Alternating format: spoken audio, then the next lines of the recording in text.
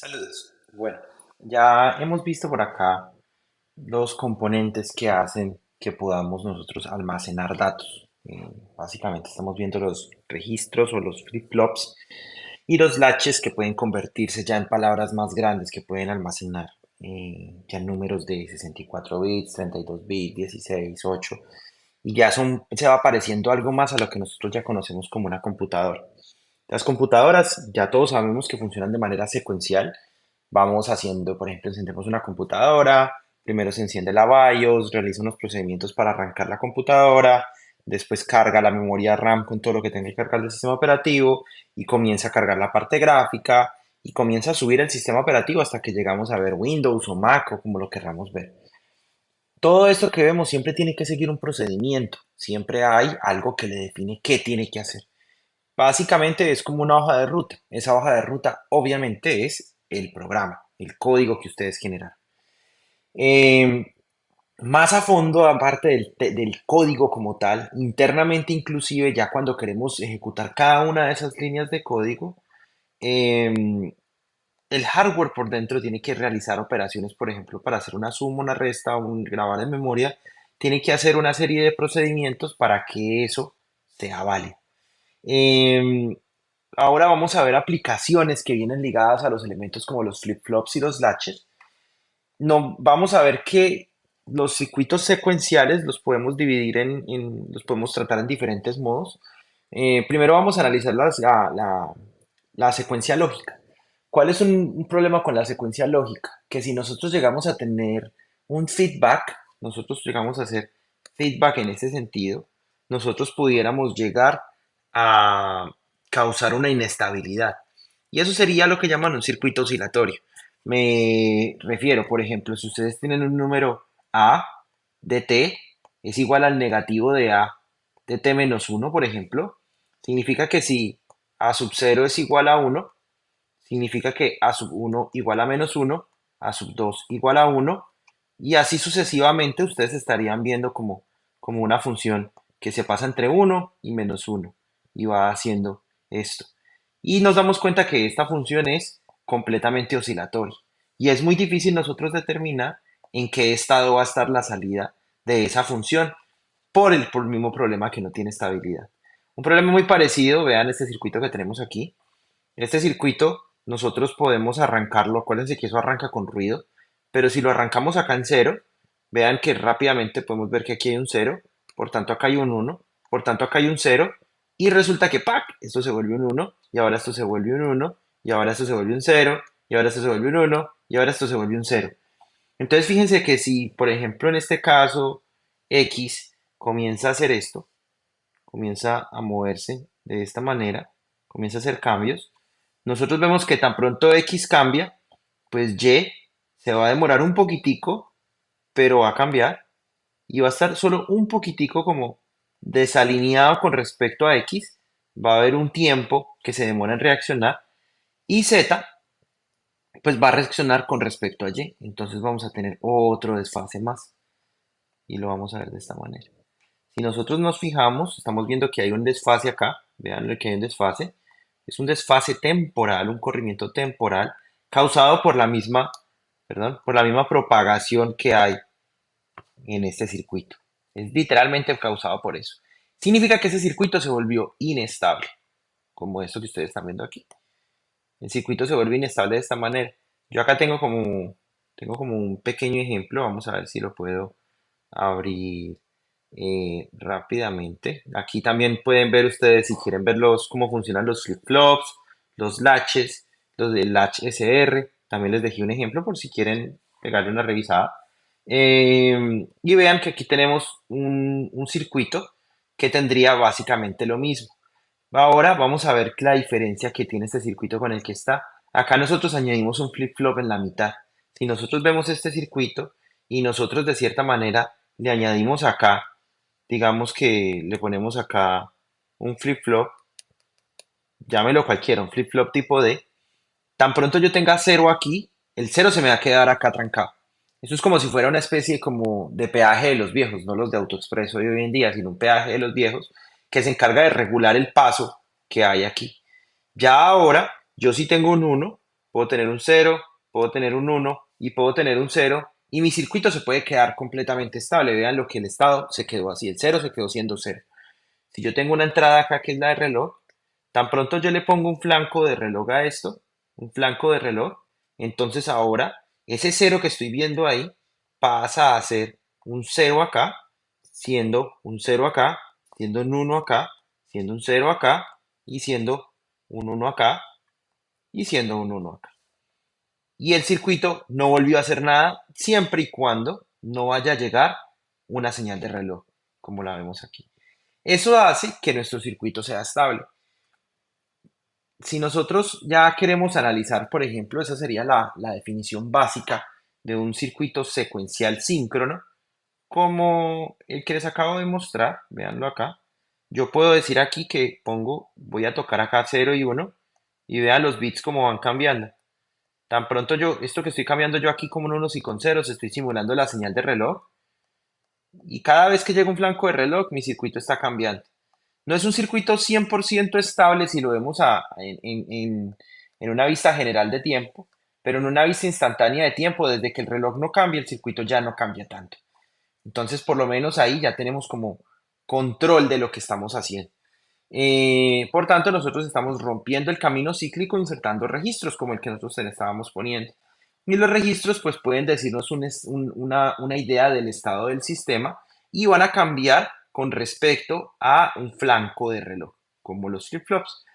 Hay un par de reglas de los circuitos secuenciales síncronos, que es que cualquier elemento de circuito debe ser ya sea un registro o un elemento combinacional. Al menos un circuito debe tener un registro, o sea que por ejemplo el que nosotros vimos acá arriba, esto no es un circuito secuencial porque eso no tiene registros, no guarda memoria. Todos los registros reciben la misma señal de reloj para que trabajen de manera síncrona, por eso el nombre del síncrono. Y todos los caminos cíclicos contienen un registro. No podemos tener un camino cíclico sin que tenga registro porque ya saben que se va comenzando a formar ese círculo vicioso que pues genera inestabilidades. Tenemos dos circuitos típicos. Nos vamos a enfocar en la clase principalmente en las máquinas de estado finito, que se llaman las FSM. Las máquinas de estado finito son la definición básica de cómo se logra hacer en hardware para hacer secuencias de elementos.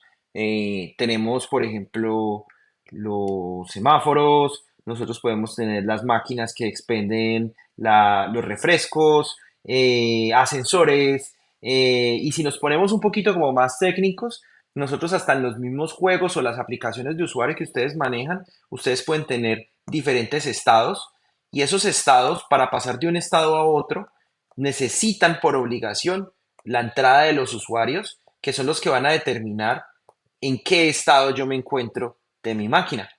Entonces, vean que esta parte, este concepto de las máquinas de estado finitas no solo aplica al hardware, también aplica al software. Y en software también se guarda simplemente que en lugar de un registro, nosotros guardamos una variable y en lugar de una entrada, pues también preguntamos el valor de una variable, por ejemplo, con condiciones if o con switch o dependiendo de lo que nosotros queramos.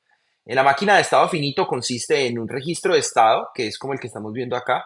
Lo pueden representar con cualquier tipo de flip-flop, un flip-flop tipo JK, tipo SR, tipo D y para que vean mi recomendación, yo diría que tratar de irse siempre uno con un tipo D. El tipo D es como el más popular. Pues después vamos a ver cómo funcionan los D y los JK. Pero para las máquinas de estado, yo diría que el D está muy bien. Ese registro guarda el estado actual. Además de eso, carga el siguiente estado en el flanco de reloj. Y además de eso, necesitamos contar con un elemento combinacional, que es el que se va a encargar de determinar el siguiente estado y de determinar las salidas.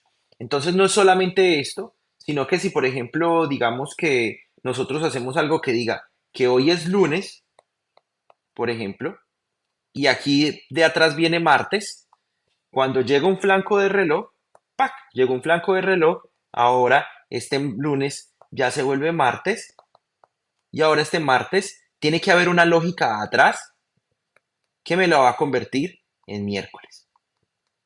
Y así sucesivamente nosotros vamos pasando de un estado a otro. Para eso utilizamos el registro. La lógica, la que computa el siguiente estado, Entonces vamos a decir aquí Next Stage Logic, por ejemplo, Next State Logic. Esa lógica va a tener en cuenta ese que es mi estado actual y además de eso va a tener en cuenta mis entradas. Las puede tener en cuenta.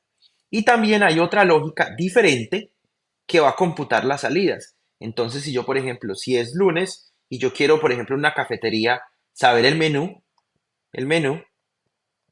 pues yo, primero, tengo un circuito que dependiendo de que si es martes y las entradas que yo le dé, por ejemplo, que hay en la nevera, si es martes, si es martes y tenemos espaguetis en la despensa para poder cocinar, pues entonces, digamos que, perdóneme, si es martes y digamos que mañana no van a abrir, entonces vamos a colocar el menú del miércoles y lo ponemos acá directamente. Y este ahora se vuelve miércoles, y ahora se vuelve jueves, y ahora se vuelve viernes, se vuelve sábado.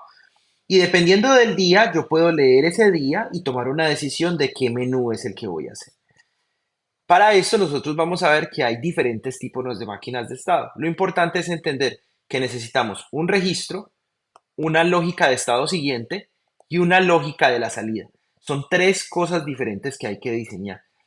Nosotros ya sabemos diseñar lógica porque ya sabemos hacer lógica combinacional y ahora lo que nos resta por hacer es simplemente utilizar esas técnicas para nosotros poder diseñar esa lógica. Una cosa muy diferente es el que lleva el conteo de los días de la semana y otra cosa es el de que decide qué hacer ese día de la semana. Son dos cosas diferentes. Vamos a ver entonces el concepto de máquinas de estado de Moore y las máquinas de estado de Mealy. La forma acá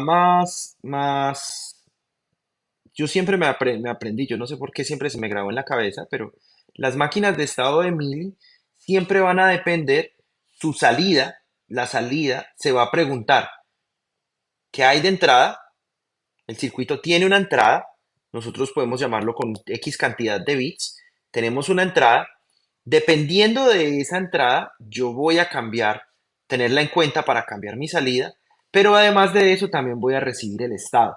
Entonces, en el circuito de Mealy, mi salida depende del estado y depende de la entrada.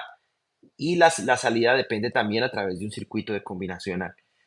En contraparte, la máquina de estado de Moore, vean que no hay una conexión como la hay en la de Mealy que viene directamente aquí. Esa conexión no existe. Significa que mi salida solamente va a depender del estado.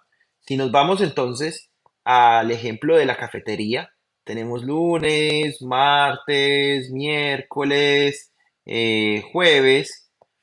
La de Moore simplemente cogería y diría, estamos a lunes, por tanto, vengo arroz y habichuelas. El martes tenemos pasta. El miércoles tenemos lechón. El jueves tenemos pastelón. Solamente esa lógica solamente se fijaría en preguntar en qué día estamos. Y eso de lunes, martes, miércoles, jueves y viernes sería nuestro estado. A medida que nuestro estado va aumentando, nuestra salida va cambiando, que en este caso sería nuestro menú de almuerzo. La gran diferencia es que si nosotros miramos acá la máquina de Mealy, la máquina de Mealy vendría y no solamente miraría por un lado, vamos a colocarlo aquí abajito, señalaría por un lado si es lunes, martes, miércoles, jueves y viernes, sino que también, por ejemplo, preguntaría eh, si hay, qué hay en la nevera. Entonces, si en la nevera hay arroz, si hay pasta, si hay fruta, si hay verduras, serían nuestras entradas como tal, que serían estas de aquí. Estas serían nuestras entradas y nuestros estados serían estos de aquí. Dependiendo de esos dos, ya ahora mi máquina de estado de Mealy va a preguntarse si es lunes y si hay arroz, pues yo voy a hacer arroz con habichuelas. Pero si es lunes y no hay arroz, pues voy a hacer fruta. Y así sucesivamente. Tiene que tener en cuenta tanto la entrada uno como la entrada 2 para determinar. En lugar, la de Moore solamente va a determinar la, el estado actual. Em, Nosotros vamos a ver un diseño, un procedimiento sobre cómo diseñar una máquina de estados. Para nosotros poder determinar para poder diseñar una máquina de estados, mm, lo primero que hay que hacer es identificar las entradas y las salidas. Ok, en nuestro circuito, en nuestro ejemplo de aquí, pues, ¿quién es la entrada? La entrada sería lo que tenemos en la nevera, por ejemplo, lo que tendríamos en la nevera. ¿Y quién es la salida? Pues lo que vamos a hacer de almuerzo. Si vamos a hacer lechón, si vamos a hacer no sé qué, si vamos a hacer no sé cuál. Luego hay que definir cuáles son los posibles estados. Y eso lo hacemos dibujando el diagrama de transición. Nosotros cuando dibujamos el diagrama de transición vamos a hacer como unas bolitas que después les voy a explicar bien, que son las que me van a decir como qué hago en cada cosa. Por ejemplo, lunes, martes, miércoles, y cada uno de esos son los estados, que a la larga esos estados irán asociados a las memorias que nosotros estamos poniendo. Después, a cada uno de ellos, por ejemplo, le definimos una decodificación. Si es lunes, por ejemplo, son siete días de la semana, entonces usamos 3 bits. Lunes es el 000, martes es el 001, miércoles es el 010 y así sucesivamente. Esa sería la etapa de encodificación. Luego, dependiendo de la máquina, pues tomamos decisiones diferentes. Ya ahorita eso sí, ahorita yo quiero entrar en detalle porque no los quiero confundir. Por ahora lo único que quiero que entiendan es que para Moore y para Millie es diferente los pasos que uno va a realizar. En este caso, por ejemplo, si es Moore, hacemos la tabla de transición de estados y la tabla de salida. Mientras que para la de Millie, nosotros escribimos estado y salida combinados en una sola tabla, a diferencia del de Moore. Eso sería como lo principal. En el paso 6 nosotros ya lo que hacemos es que ya con esas tablas, nosotros vamos a hacer la tabla booleana de la expresión. Pues vamos a definir como con un keymap o como ustedes quieran, vamos a definir qué me definen los siguientes estados y qué me define a mí la salida. Y finalmente dibujamos el circuito. Esto es un ejercicio típico de examen. En el examen de esta unidad, fijo va a salir un ejercicio donde tengan que hacer todos estos pasos. Em, para empezar a ver, vamos a hacer un ejemplo sencillo de máquina de estado. Nosotros tenemos esta máquina de estado en donde tenemos un controlador de luces de tráfico. En ese controlador de luces de tráfico tenemos esta avenida Académica y tenemos el Boulevard Bravado. Son como dos carreteras. Nosotros tenemos sensores de tráfico, TA y TB. Aquí están en el piso, sensores de tráfico, TA y TB, que son uno, o sea, true, cuando hay tráfico. Y tenemos unas luces que son LA y LB. LA es Academic y LB es Brava. Tranquilos que no hay que recordar completamente todo esto. Lo único que importa es que hay unos sensores, hay unos semáforos, hay otro sensor y hay otro semáforo. Y lo que vamos a hacer es cómo vamos a determinar la lógica que estos semáforos van a tener. Eh, Nosotros el primer paso es que vamos a definir las entradas y las salidas. Ese es el primer paso de lo que estamos aquí. Recuerden que tenemos que ir haciendo esto. Sí, estamos en el primer paso. Vamos a identificar las entradas y las salidas de este sistema. Si nosotros nos acercamos a esto de acá, nosotros pudiéramos decir acá que las entradas, ¿qué es lo que hace que realmente cambie mi sistema? Viene siendo TA y TB, porque son los sensores, son los que me van a decir a mí, pues, cómo está la cosa. Y las salidas son la expresión de la lógica hacia el mundo exterior. Sería LA y LB. Significa que mis luces van a cambiar con respecto a mi luz de tráfico.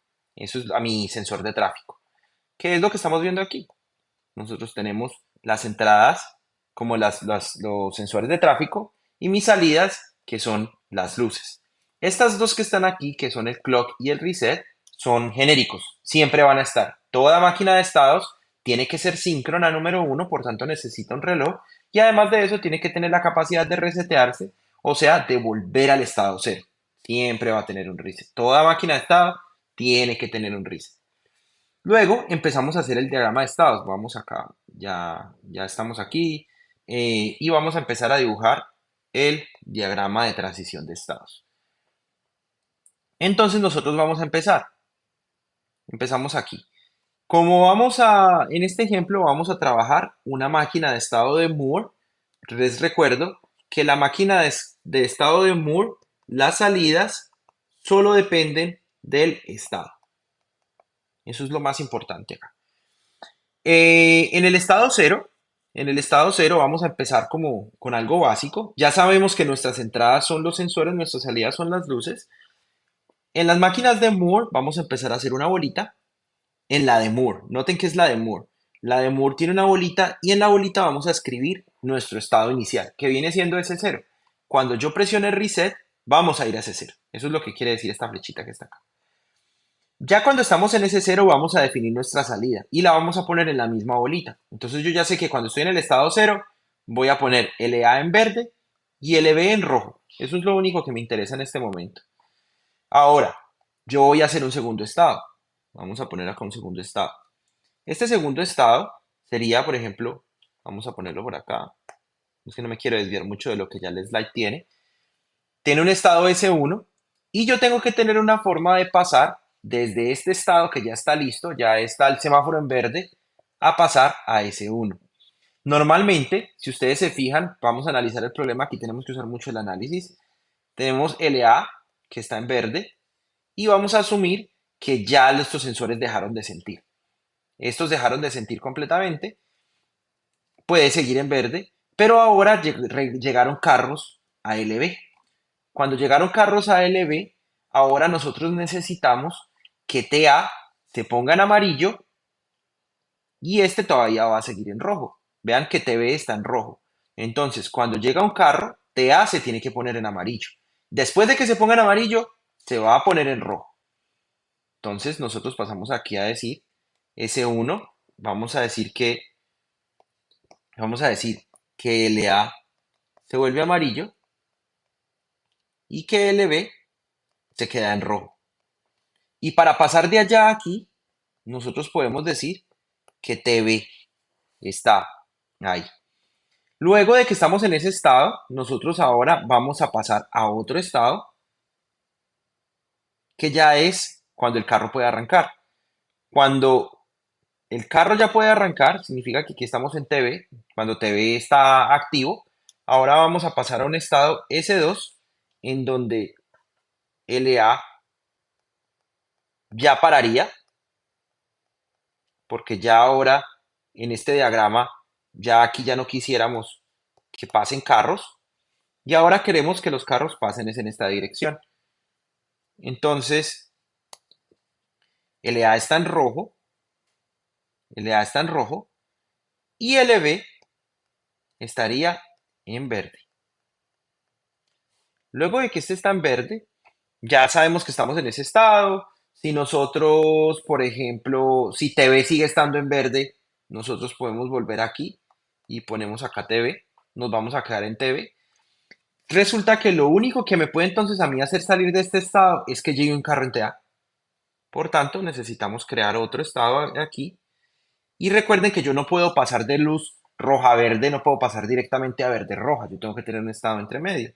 Entonces vamos a llamarlo aquí estado 3 y ese estado 3 voy a llamarlo como LA, lo voy a poner en rojo y LB lo voy a poner en amarillo. Ya ahora que lo tengo en amarillo, inmediatamente voy a pasar aquí y quien me activa el paso entre S2 a S3, que me activa el paso de S2 a S3 va a ser TA. Cuando TA llegó, entonces TA lo hizo pasar de aquí a aquí. Y para seguir de aquí a aquí, para seguir con ese procedimiento, voy a seguir con TA. Cuando ya estoy en el estado cero, fíjense que aquí falta algo. Yo necesito que si TA sigue verde, él se va a quedar en TA. Si nos vamos aquí, fíjense ustedes cómo está. Bueno, aquí el libro lo hizo de otra manera. Yo realmente lo pasé acá. Vamos a ver, son interpretaciones. Eso no tiene ningún inconveniente. Y eso tiene que ser el ejercicio lo suficientemente claro para decirles. Ambas implementaciones funcionan. Vean que yo estoy aquí volviendo en T. Aquí lo que está diciendo es, si ya en TA dejan de haber carros, pues pongo un TA negado. Significa que es cuando TA deje de ser uno, paso de estado inmediatamente. Vamos a hacerlo para que nos quede igualito. Vamos a hacer TA negado. Y aquí vamos a poner este, quitamos este de aquí y vamos a poner TV negado aquí. ¿Ok? Cuando nosotros no colocamos nada aquí, significa que él pasa a este estado y automáticamente, sin hacerle nada, va a pasar aquí en el siguiente flanco de reloj. De eso es lo que trata cuando uno pone esto así. Así es como lo propone el libro. Realmente a mí me gustaba más de la otra manera, pero nada, así lo propuso. No hay ningún inconveniente. Estamos en este estado, damos la vuelta, nos quedamos siempre y cuando TA esté activado, va a seguir dando la vuelta, se va a quedar acá. Tan pronto TA deje de tener carros ahí en tráfico, se pasa aquí e inmediatamente pasa a este de acá. Se queda aquí mientras que TV esté activado, tan pronto TV deje de tener carros, tin, pasa aquí y pasa acá. Y así se la va a pasar todo el tiempo hasta que llegue un carro y lo deje atrapado en ese estado. Ya con eso hicimos nuestro diagrama de transición de estados, que es este que vemos acá. Diagrama de transición de estados. El siguiente paso va a ser escribir una tabla de transición de estados. Nosotros ya sabemos que entonces tenemos 4 estados aquí. Vamos a hacer una tabla de transición de estados. En este caso, en este caso, vamos a pasar y vamos a poner el diagrama que tenemos. Nosotros tenemos aquí, vamos a ponerlo en rojito. Si nosotros tenemos en el estado 0, vean que cuando TA valga 0 y sin importar lo que valga TV, sin importar lo que valga TV, el estado siguiente va a ser S1. Vean que si estoy en S0, en S0, en S0 y TA se vuelve 0, no importa lo que haya en TV, va a llegar a S1, que es esto que vemos aquí. Si nosotros seguimos de esa manera, decimos que si S0, S0 si está en S0 y T1 mantiene pegado, pues se va a quedar en S0. Si estamos en S1, si estamos en S1, no importa la entrada, siempre va a pasar a S2. Si estamos en S2 y la entrada de TV es 0, pues voy a pasar a S3. Y si estamos en S2 y la entrada de TV es 1, me voy a quedar en S2. Y si estoy en S3, no importa la entrada, voy a pasar a S0. Aquí ya escribí mis siguientes estados. Ya hice mi otro paso. Vamos por aquí. Ya hice mi otro pasito. ¡Tin! Listo. Ahora, estamos haciendo una máquina de Moore, entonces vamos a seguir este pasito de aquí. En este pasito de aquí dice que reescribamos la tabla de transición de estados colocándole los códigos para cada uno de los estados. Ya les voy a mostrar eso. Y escribimos la tabla de la salida. Vamos a hacer primero este pasito A, que es reescribir la tabla con los códigos de cada uno, los encodings de cada uno. En lugar de escribir S0, S1 y etcétera, ahora vamos a escribir los bits. Vean que aquí está la respuesta. Nosotros para poder hacer esta codificación tenemos estado S0, S1, S2 y S3. Nos damos cuenta entonces que con 2 bits nosotros pudiéramos hacerlo. Pudiéramos decir que S0 es 00, S1 es S1, S2 es S2, es el número 2 y S3 es el número 3. Esa es una de las formas de hacer codificación. Le asignamos un número. Otra de las formas, a veces se usa por simplificar los circuitos y el entendimiento del circuito, se usa una cosa que se llama one-hot encoding. Esto se usa mucho también en clasificación en redes neuronales. En one-hot encoding colocamos un bit por cada uno de los posibles estados y ponemos un 1 en el estado que le corresponda. Entonces, este sería S0, S1, S2 y S3. Ya aquí ustedes verían que hay una independencia. Cada bit es mutuamente excluyente del bit de al lado. Y ya no necesito una combinación tan complicada para poder hacer esto de acá. Sin embargo, pues requiere más flip-flops porque acuérdense que por cada bit necesitan un flip-flop. Pero la lógica del estado siguiente es mucho más fácil. Solo son min términos prácticamente. Ya nosotros al haber hecho eso, entonces vamos a cambiar esto como está acá. Si es S0, entonces esto viene siendo 0, 0. Esto viene siendo, si es S0 y te da 0, perdón, esto viene siendo 0, 1. Esto viene siendo 0, 0. Voy a adelantarme para aquí. Es la misma tabla, solamente que ahora estos valores de S0 y S1 siguiente los reemplacé por la codificación que tenía acá. De nuevo, es la misma tabla que les mostramos aquí anteriormente, pero ahora cambié el S0 y el S1 por esto que les estoy mostrando aquí. Ya con eso, nosotros ya tenemos una tabla. Ya tenemos una tabla de la que podemos valernos. Vean que tenemos una tabla y podemos definir una salida. Tenemos unas entradas. Acuérdense que tenemos unas entradas. Y ahora lo que vamos a hacer es que vamos a definir, pues vamos a volver otra vez a la receta.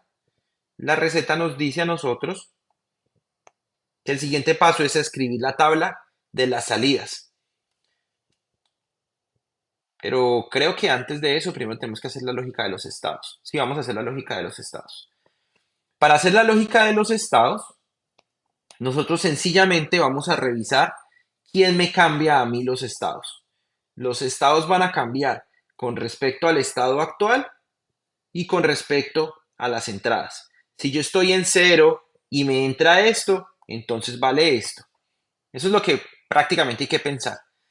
Recuerden de las teorías del diseño que yo les he dado a ustedes, que cuando ustedes les dicen una X en la entrada, significa que ese uno próximo vale cero con 0, 0 y con 0, 1.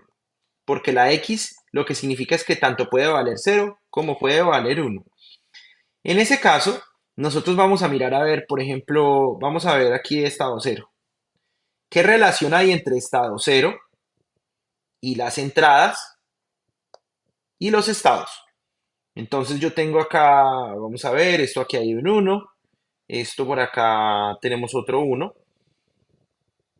Nosotros pudiéramos encontrar acá una relación, realmente lo que más pudiéramos ver es un min término y pudiéramos decir acá que ese cero siguiente viene siendo igual. Entonces vamos a coger este min término. Este min término sería S1 negado, S0 negado y TA negado. S0 negado, S1, perdónenme, vamos a poner una barrita porque no quiero confundir la comillita con el negado. S0 negado, S1 negado y TA negado. ¿Qué sería este min término de aquí? Recuerden que si es la X, esto significa que es para 0 y para 1. Por tanto, pues prácticamente no hay que ponerlo, porque no me va a definir la lógica. Eh, Luego yo le digo acá más, y ahora yo voy a mirar el siguiente uno. Véanlo aquí, el uno que está acá. Ese uno que está ahí se va a ser definido por S1, S0 negado y TB negado. Entonces viene siendo S1, S0 negado y TB negado. Y ya con eso tendríamos a S0. Ese sería nuestro S0. Vamos a organizarlo un poquito para que quede más bonito. Que quede por aquí. Y ahora vamos a escribir S1. Siguiente. Yo voy a cambiar este color que no me gusta mucho porque se confunde con el título. Voy a ponerlo como rojito. Ok. Ahora, para este rojito, para ese uno siguiente, nosotros vamos a... Uy, ese uno rojo no me gustó. Voy a poner este rojo. Este es el rojo que quiero. Ok. Para ese uno siguiente, veamos acá una cosa. Este uno, yo lo que quiero hacer es un análisis. Vean que esto vale cero cuando estos valen cero. Este vale cero cuando estos valen 0, 0, 1. Este vale uno cuando estos dos valen diferente. Este vale uno cuando estos dos valen diferente. Este vale uno cuando estos dos valen diferente. Y este vale cero cuando estos dos valen igual. Yo lo que noto entonces es que si yo miro aquí, yo voy a decir que S1 es uno cuando S1 y S0 son diferentes. Fíjense aquí. Por tanto, S1 va a ser S1 XOR S0. Claro, ustedes pueden hacer el keymap y eventualmente al hacer las simplificaciones, créanme que van a llegar aquí. Van a llegar ahí. Si nos vemos acá, vean acá la solución. Ok, ya hicimos ese. Ahora vamos a hacer el de la salida, que fue el que yo le coloqué el checkmark ahorita. Entonces, las salidas también tienen que tener una codificación. Vamos a definir que verde es 00, amarillo es 01 y que rojo es 10. Eh, Como nosotros dependemos del estado en donde estemos, a ver si tenemos el diagrama por aquí. Si estamos en el 00, significa que vamos acá, vamos por aquí un poquito. Vean aquí. Si estamos en el 0, LA es verde y LB es rojo. LA es verde y LB es rojo. Entonces, si estamos en el estado 00, lo único que tenemos es que colocarlo como está. LA es verde y LB es rojo. Eso es todo. Si estamos en el 01, LA es amarillo y LB es rojo. Si estamos en el 10, LA es rojo y LB es verde. Y si estamos en el estado 3, eh, LA es rojo y LB es amarillo. Y ya con eso tenemos decodificada nuestra salida, con esto que tenemos aquí. Véanlo acá.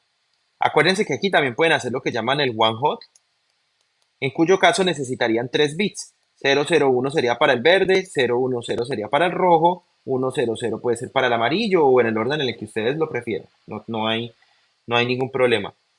¿Cómo terminan haciendo ustedes esto? Ahora van a ver acá que LA, van a ver la dependencia de LA con los estados, la dependencia de LA0 con los estados, la dependencia de LB con los estados y así sucesivamente. Vamos a hacer como 4 análisis. Yo puedo hacer un K-map o yo puedo hacer lo que sea en términos, pero pues puede que en algún momento me quite mucho tiempo. Yo sé que LA, a simple vista, puedo ver que LA1 es igual a S1. Vamos a copiarlo por aquí arriba. Es igual a S1. Ese es el primero. Ahora tenemos que LA0. LA0, yo creo que este sí sería por términos. Digámoslo que, porque es que no veo de otra. No veo de otra. Sí, LA0 es min términos. Viene siendo S1 negado, S0.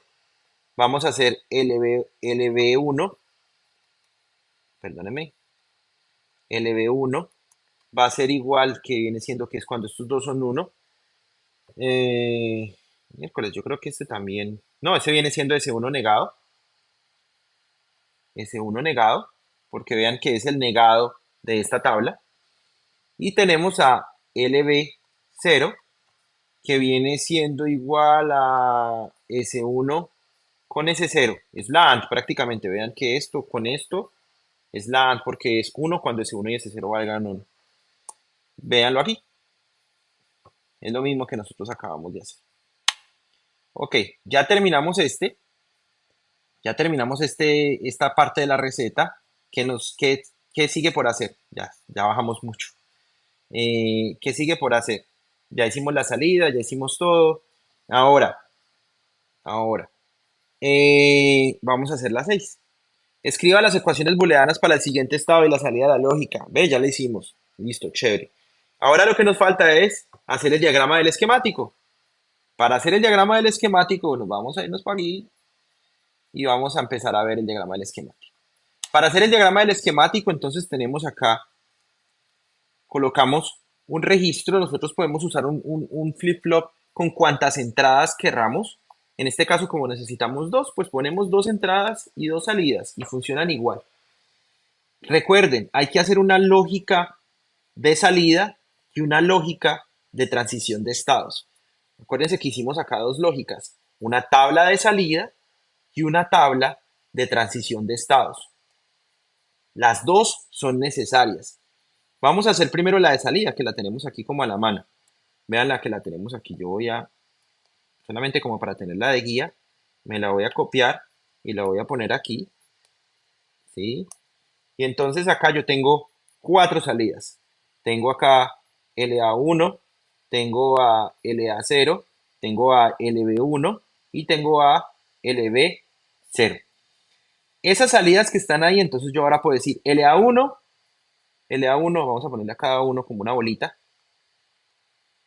Y yo llego y digo que LA1 es S1, es esta de acá. LA0 viene siendo S1 negado S0. Entonces yo puedo decir acá con una NOT, o puedo más fácil, me parece a mí, LA0, puedo hacer aquí esto, una AND con una bolita aquí y la conecto aquí, ya es S1 negado con S0. Vean, voy a coger esta de aquí, la voy a dejar así que quede más visible. Y S0. LB1 es S1 negado. Tin, tin, tin. Si hubiera sido mejor haber hecho el negado aparte entonces, según esto. S1 negado. Y LB0 viene siendo igual a S1 y S0. Ahorita lo van a ver más bonito, pero aquí lo estamos haciendo como por, por resolver. Ok, ya tenemos el de la salida.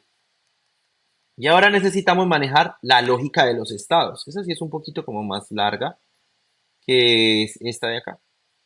Vamos a, vamos a traernos esta. Vamos a darle copy y vamos a ponerla aquí. Vamos a ponerla aquí. Esta es la lógica de los estados. La lógica de los estados, la lógica de los estados, voy a ponerle otro colorcito, la voy a poner verde. No, la voy a poner naranja. La lógica de los estados la voy a poner así porque quiero como diferenciar la lógica de un lado y de otro. Vamos a colocar el naranja. Para S1, el S1 siguiente viene siendo S1 y S0, la XOR. Yo creo que me las puedo sacar de acá, vean. Acá está S1, me los voy a traer por aquí. Y aquí está S0, me lo voy a traer por aquí.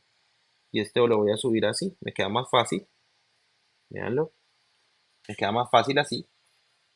No, mentira, no, ese último no lo hagamos. Y voy a coger que S1 siguiente es la XOR. S1 siguiente es la XOR de S1 con S0.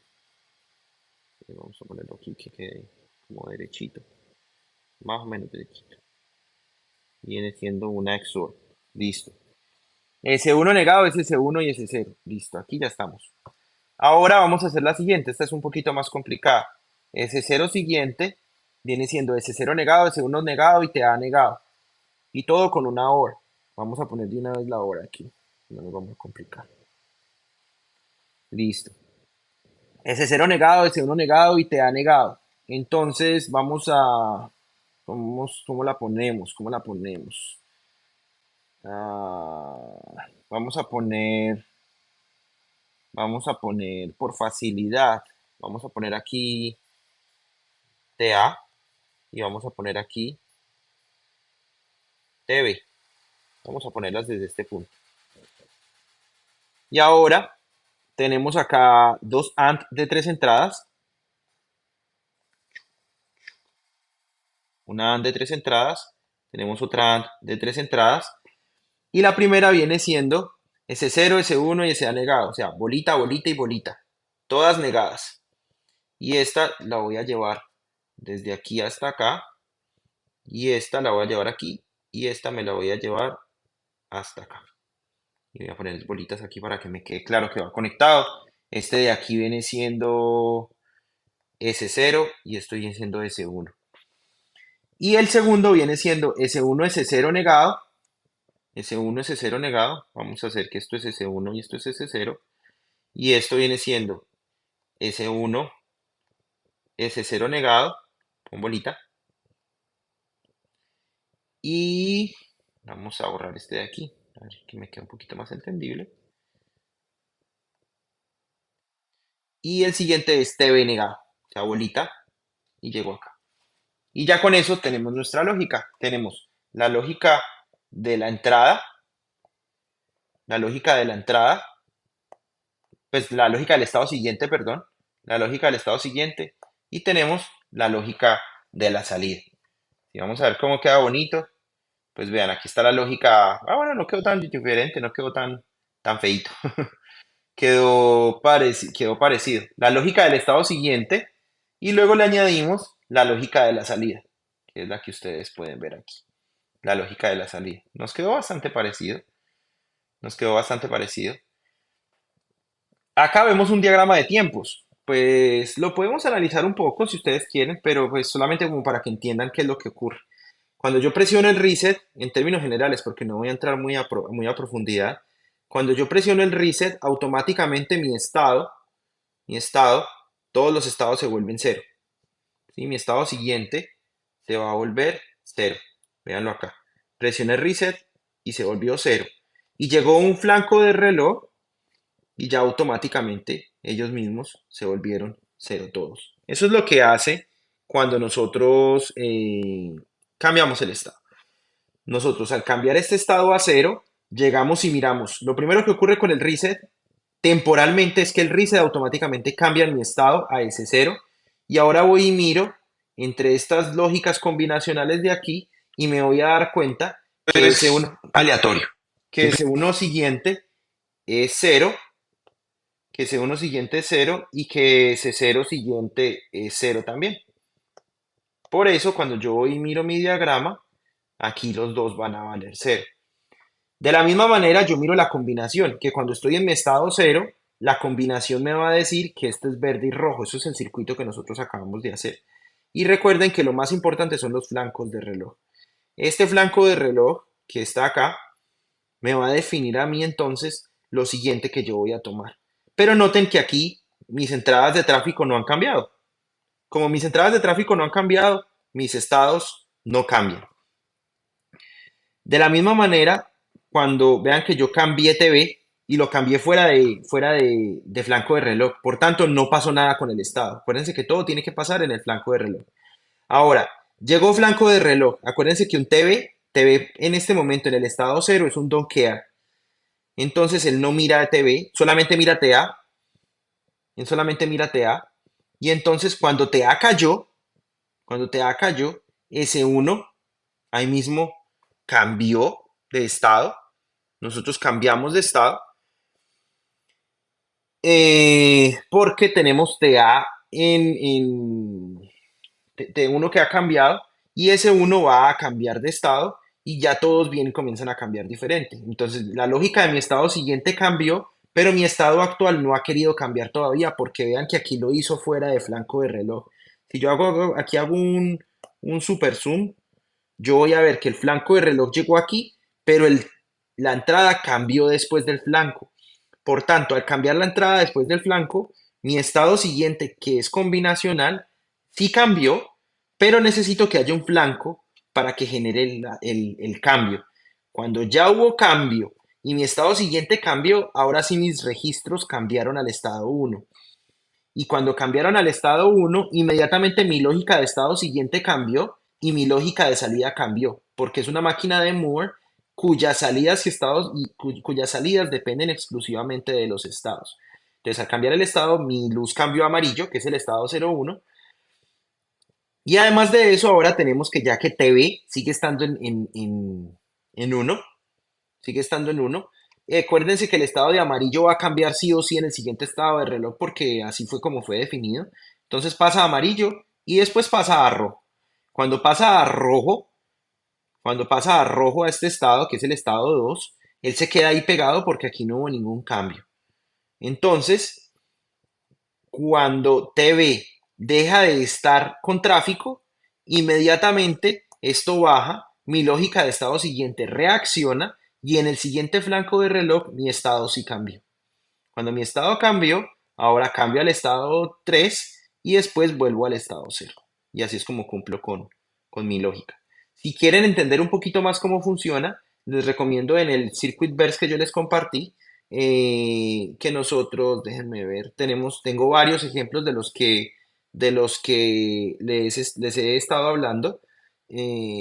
Vamos a ver si aquí tengo el del semáforo. No, acá no tengo el del semáforo. Pero tengo más ejemplos que son los que vamos a ver nosotros en clase, como el de la máquina de refrescos, que la podemos hacer con Mili, con Moore, y podemos hacerla de diferentes maneras. Vamos otra vez por acá. Ya con esto tenemos una idea clara de cómo son los estados de Mili. los estados la máquina de estados de Moore, perdón. La máquina de estados de Moore, yo sé que este diagrama resulta un poco complejo, pero noten ustedes que las salidas exclusivamente dependen de las entradas, hasta que de los estados. Hasta que los estados no cambien, las salidas no van a cambiar. Esa es la característica principal de la de Moore. Finalmente, lo que a modo introductorio para el siguiente video, lo que les voy a mostrar aquí es que si tenemos una máquina de estados, por ejemplo, vean esto, es una máquina en código Gray que recibe 4 bits.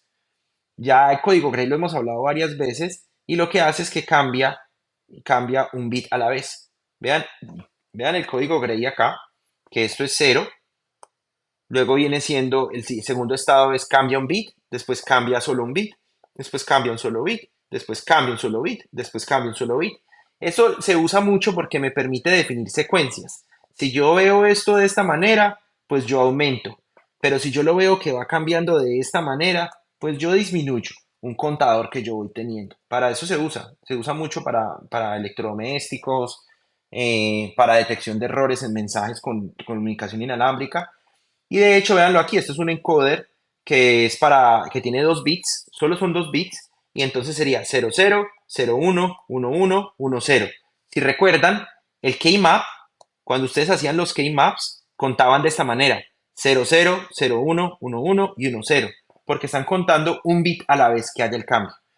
Si la ruedita gira en el sentido antihorario, pues cuenta más uno, un circuito que es el que vamos a proponer, cuenta más uno, y si gira en sentido horario, pues cuenta menos uno. Ah, perdón, al revés. En sentido horario cuenta más uno, en sentido antihorario cuenta menos uno, dependiendo de la entrada de 2 bits que van llegando con el sensor del encoder, como lo estamos viendo aquí. Entonces es 00, 01, 11, 10. Si llega en esta secuencia, aumento. Si llega en esta secuencia, disminuyo. Entonces hagan de cuenta como cuando uno tiene esas cositas del volumen del carro. Cuando yo le doy vueltas en un sentido, pues le subo volumen. Cuando le doy vueltas en el otro sentido, pues baja volumen. Y así lo hace realmente muchos equipos de sonido y muchos elementos así que ustedes ven digitales. En el próximo video vamos a ver cómo podemos diseñar esto.